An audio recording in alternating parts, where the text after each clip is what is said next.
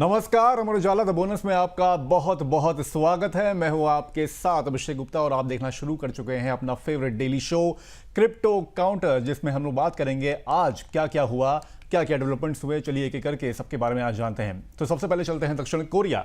दक्षिण कोरिया की ministry of economy और फाइनेंस ने सरकारी खर्च प्रणाली को आधुनिक बनाने के लिए एक नया डिपॉजिट टोकन पायलट प्रोग्राम पेश किया है। ये ब्लॉकचेन बेस्ड पहल साल 2026 में रेगुलेटरी सैंडबॉक्स के तहत टेस्ट की जाएगी और पारंपरिक सरकारी कार्ड सिस्टम को धीरे धीरे खत्म करने का इसका टारगेट है।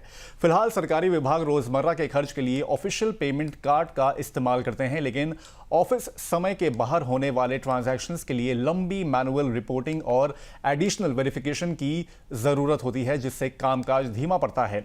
नए डिपॉजिट टोकन सिस्टम में स्मार्ट कॉन्ट्रैक्ट तकनीक का इस्तेमाल होगा, जो समय और खर्च की कैटेगरी के आधार पर ऑटोमेटिक लिमिट तय करेगा। इससे सरकारी कर्मचारी तय नियमों के अंदर ही भुगतान कर सकेंगे और बाद में एडिशनल मंजूरी की जरूरत नहीं पड़ेगी। इस सिस्टम से कागजी प्रक्रिया और प्रशासनिक बोझ कम होगा, लेकिन हर ट्रांजैक्शन का पूरा रिकॉर्ड बना रहेगा, जिससे पारदर्शिता और जवाबदेही बनी रहेगी। डिपॉजिट टोकन सिस्टम पारंपरिक पेमेंट इंटरमीडियरीज को हटाकर ट्रांजैक्शन करेगा, जिससे प्रोसेसिंग फीस घटेगी और सप्लायर्स को भुगतान तेजी से मिलेगा। सरकार को उम्मीद है कि यह व्यवस्था प्रोक्योरमेंट को ज्यादा कुशल बनाएगी और विभिन्न सरकारी एजेंसियों में भुगतान सिस्टम को बेहतर करेगी।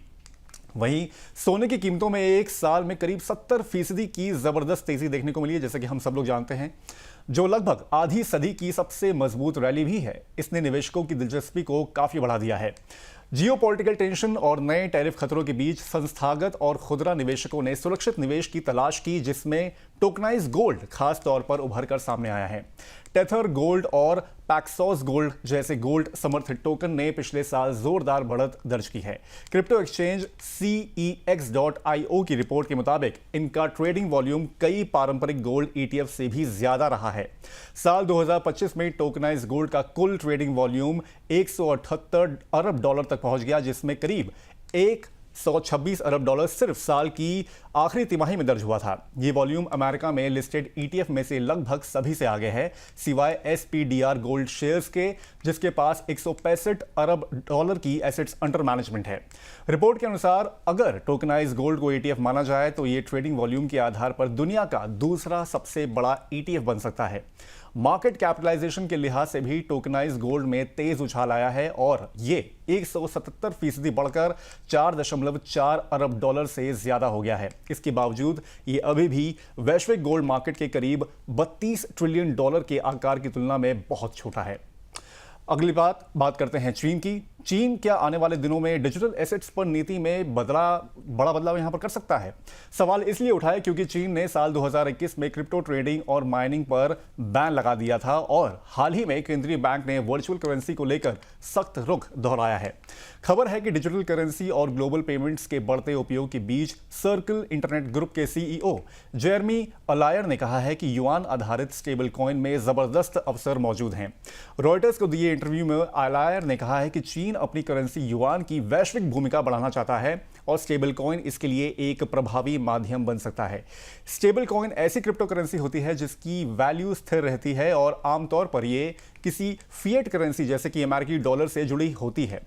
अलायर के मुताबिक चीन अगले 3 से 5 साल में युआन समर्थित स्टेबल कॉइन लॉन्च कर सकता है। इससे पहले भी खबरें आई थीं कि चीन अपनी करेंसी के वैश्विक उपयोग को बढ़ाने के लिए इस दिशा में विचार कर रहा है।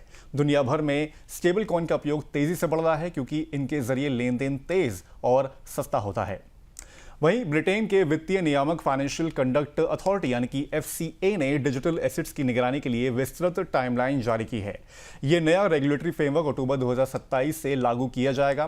रेगुलेटरी ने आधिकारिक लॉन्च डेट की पुष्टि करते हुए स्टेक होल्डर्स के साथ कंसल्टेशन प्रक्रिया भी शुरू कर दी है, ताकि नियमों को और बेहतर बनाया जा सके और कंपनियों के लिए स्पष्ट अनुपालन मानक तय किया जा सके। FCA ने उन प्रमुख गतिविधियों को चिन्हित किया जिन्हें नए नियमों के तहत निगरानी में लाया जाएगा। इनमें स्टेबल कॉइन जारी करना, क्रिप्टो एक्सचेंज ऑपरेशन और डिजिटल एसेट्स कस्टडी सेवाएं शामिल हैं। इसके अलावा टोकन स्केटिंग और ट्रांजैक्शन फैसिलिटेशन जैसी सर्विसेज को भी रेगुलेटेड गतिविधियों के दायरे में शामिल किया गया है। FCA ने कंपनियों और इंडस्ट्री से फीडबैक मांगा है ताकि नियमों को व्यवहारिक और प्रभावी बनाया जा सके।